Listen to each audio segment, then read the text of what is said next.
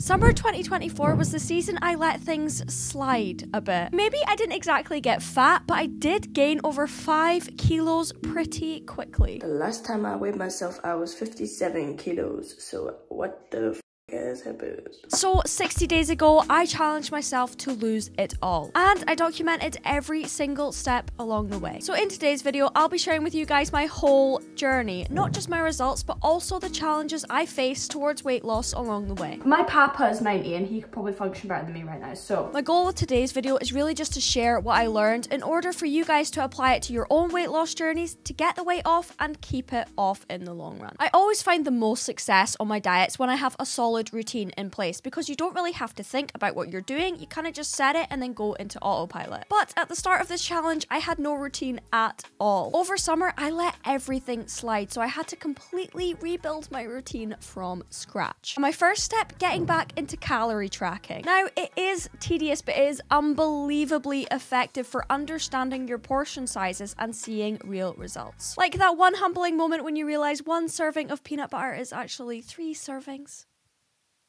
Tracking keeps you honest and makes you realize why you gained that weight in the first place. To be honest, at the very beginning, I kept forgetting to log the things that I was eating, which did lead to a few mini breakdowns when I was eating more than I originally planned. Get out! Oh my god. But after week 1, I got really serious with my meal prepping and also started planning my meals for the next day the night before in MyFitnessPal. This way, everything was already pre-logged and all I had to do was follow it and I didn't need to think about what I was eating during the day. I also kept to my 5 smaller meals instead of 3 bigger ones because I find that helps me curb my snacking in between meals, which I do have a little snacking demon inside of me that's never satiated. This is torture.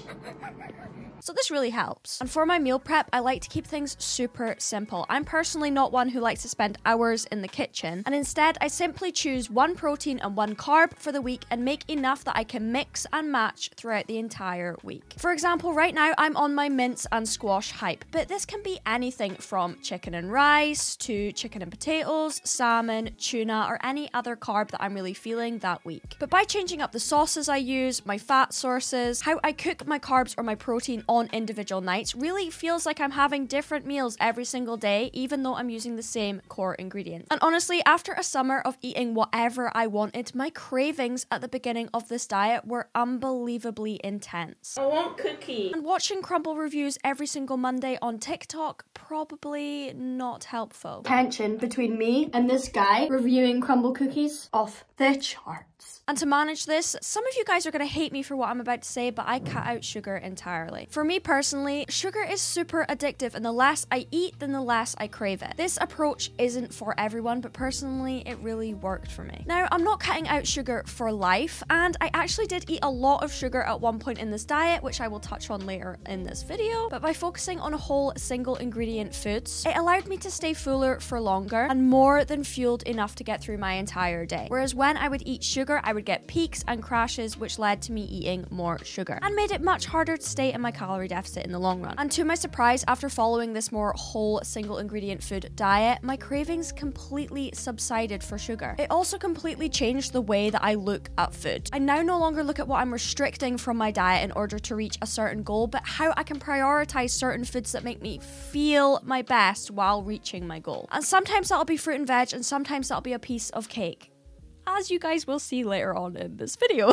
Now, all through weeks 1 to 3, I felt amazing. Once I had my routine set and I was checking all my boxes on a daily basis, I felt like I was making so much progress and my motivation was at an all-time high. Until the inevitable hit and the scale stopped moving. Well, it didn't exactly stop moving, but it more than halved from the first few weeks of my diet. Now, to fix this, I did not panic. This is the worst. All I did was decrease my calories by around another 200 a day and increase my cardio by 1 more 25-minute session a week, which brought me back down into my calorie deficit. But it was also at this point where my hunger started to really settle in. Some days it honestly felt like I had a pit at the bottom of my stomach that just could never be filled. So when setting up my macros, when I decreased my calorie amount, I really focused on getting in more protein in order to feel more satiated after my meals, and prioritized making my meals as balanced as possible with healthy sources of fats and slower digesting, more complex carb sources that were also also packed with fiber to slow my digestion and keep me fuller for longer. I also really tried to prioritize volume eating on my super hungry days, where you would eat foods that are lower in calories but higher in volumes, like fruit and veggies, in order to make myself feel like I was eating more while eating the same amount of calories. I also really want to note that sometimes during your calorie deficit you will get really hungry, and you need to just remind yourself that this is completely normal. Hunger isn't forever, and it's just really a temporary pain to meet a much bigger goal. This is also the point where I started running, which, when looking back, was the best decision I ever made during this entire challenge. Don't get me wrong, those first runs were brutal. My training took a hit and I felt like I was completely wiped out after every single run. I'm tired and my legs are sore.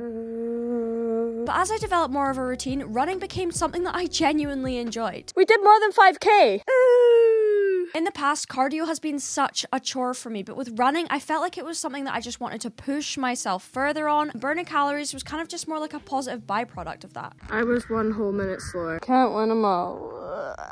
It was during week 4 that I had my first experience of traveling for an entire day and also balancing my calorie deficit. I am going to get my first car today. So, challenge of the day is to stay on track with deficit while traveling for 8 hours. Look at it. In the past, I used to avoid trips at all costs because they would completely throw me off, but this time I planned ahead. I also have my lunch/snack bag with 3 yogurts in it, so I'm gonna be fine. I got my workout and my cardio in the day before, so I didn't need to worry about it on the day of traveling, and also picked out high protein foods when I was traveling in order to keep me full without making more regretful choices. On the daily, I usually work from home, so this isn't really a regular challenge for me. But back when I was full-time in uni, I used to have to balance an insanely busy schedule with the gym and trying to lose weight at the same time. And back then, I would use similar strategies to the ones I use now. Pre-plan my meals the night before in MyFitnessPal, meal prep all my food on a Sunday, and work out first thing in the morning in order to get it out of the way. And sometimes you have more time than you think when you are completely honest with yourself about how you're spending your time. Now, of course, this isn't the case for everyone who has busy lives and also has a family or does shift work. But sometimes you really do just need to get honest with yourself and your priorities and swap out an hour of doom scrolling for a quick workout instead. Now, week 5, 6, and 7 were just amazing for me. It was my time of the month, which of course made diet and my life just overall super fun and good. During ovulation and the week before my period, not only does my hunger spike up, but my weight also spikes up overnight. During this time, I gain at least 2 kilos on the scale, and in the past this would frustrate me to no end because I always just thought that I was doing something wrong. But in reality, this is just something that a lot of women will have to deal with when dieting. Period-related weight gain is normal and is usually the result of water retention, not fat gain. So the best advice I can give to overcome this is to just follow your plan, and at the end of your period you will notice a big drop, usually again on the scale. But once you get over the fluctuations on the scale, the biggest problem that actually comes when you get your period is the extreme hunger and cravings. And when this arises, you really have 2 main options. Either you do what I do and gaslight yourself into ignoring it, or you eat at maintenance on those days where you're really hungry. Now, this might seem like it's going to slow your progress, but it's a much better and more sustainable option over binging, feeling guilty afterwards, and then feeling like you have to throw your entire diet out the window because you feel like you've ruined all your progress. And this all or nothing mindset is actually a problem that I'm going to cover in just a minute or two. Now, I say that I try and ignore all of this and just get on with it like it's easy, but in honesty, it's not. One thing I always forget about dieting is literally just how exhausting it is. Like, it's 5:30 right now. I have 1 functioning brain cell that's sparking in my brain right now that's doing all the heavy lifting. Is it even worth it? More often than not during these few weeks, my energy was super low and I had no energy to do the basic tasks, let alone go to the gym and work out. Today was so hard. I feel exhausted. I literally had to reduce my sets on every single exercise because I thought I was going to pass out and die.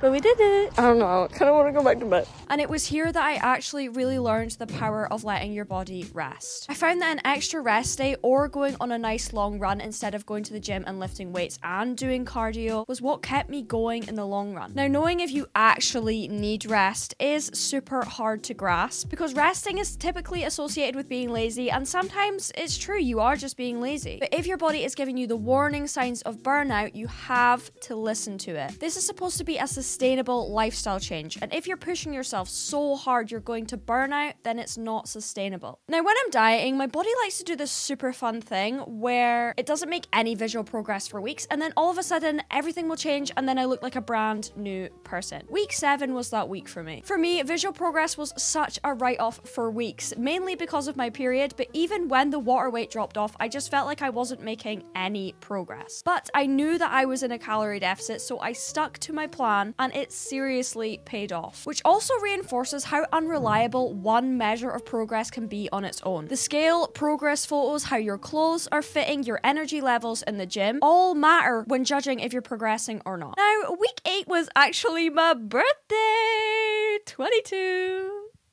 Ew. And for anyone dieting, I know that the idea of celebrating on these occasions and having just one slice of cake will make you feel like you're gonna ruin all of your progress. But if you want to make this a sustainable lifestyle change and not just a quick fix for losing weight, then you really need to change this attitude towards special occasions and living your life outside of a deficit. Because not only is it damaging your success, but it's also just not true. I shared this thought that I had during my birthday on my community feed, but I think it's worth repeating here. You have to stop viewing your diet as something that is all or nothing. You're not off track or cheating for having a piece of cake. Food is food, not a person, so you shouldn't attach morality to it and feel guilty over eating it. This journey isn't about being perfect for a set period of time and then going back to how you were before. It's about building a lifestyle that can be sustainable and fulfilling. One day or even 1 week of enjoying the foods that you don't usually eat isn't going to ruin all of your progress. Yes, you may gain a little bit of weight, but most of that is going to be water that will come off when you go back to regularly scheduled programming. You didn't lose all of this weight in one day, so what makes you think that you're going to put it all back on in one day? One of the biggest lessons that I learned during this entire challenge was that consistency beats perfection every single time. There were days during this whole thing where I didn't get in the exact workout that I had planned, but over the 9 weeks, it was the overall consistency with my diet, training, and mindset that led to the real long-lasting results. So here we have it. From my starting point at 62.4 kilos, we now have our final product at 56.9 kilos. But this now brings us to our final question.